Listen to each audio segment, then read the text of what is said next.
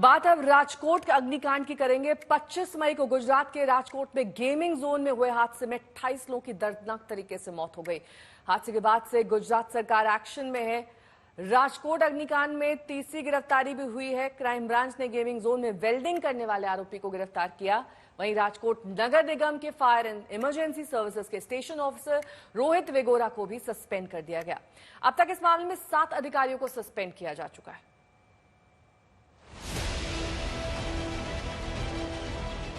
25 मई को गुजरात के राजकोट में गेमिंग जोन में हुए हादसे में 28 लोगों की मौत हो गई।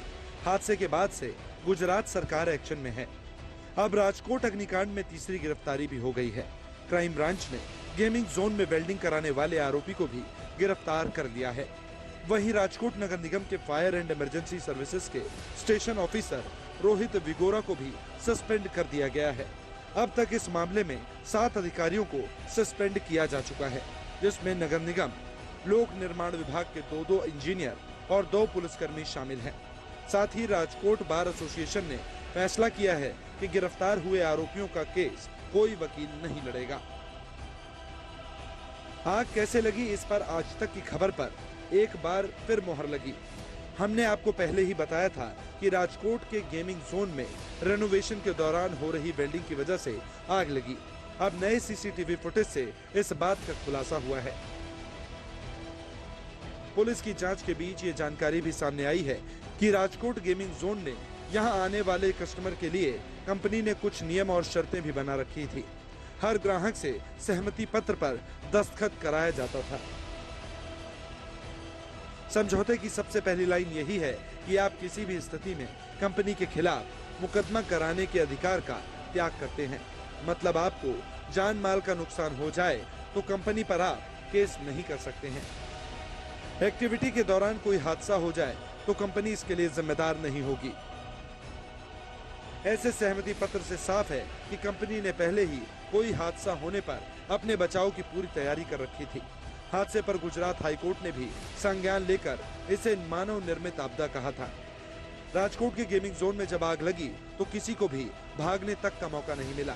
सब कुछ इतनी तेजी से हुआ, जब तक लोग कुछ समझ पाते तब तक पूरा गेमिंग जोन आग के गोले में तब्दील हो गया।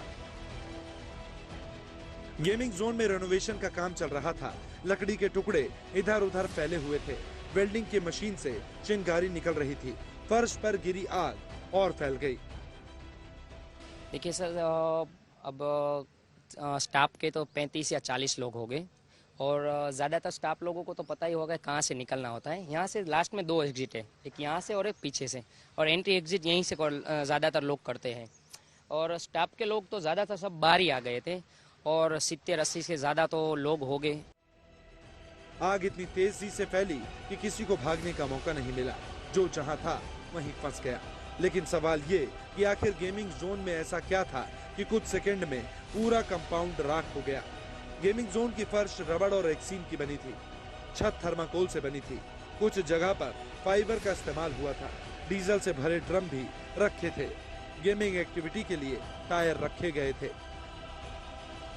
सवाल है कि क्या लापरवाही न होती तो 28 लोगों की जान बच सकती थी? और इन बेगुनाहों की मौत का गुनहगार कौन है? अतुल तिवारी, राजकोट, आज तक।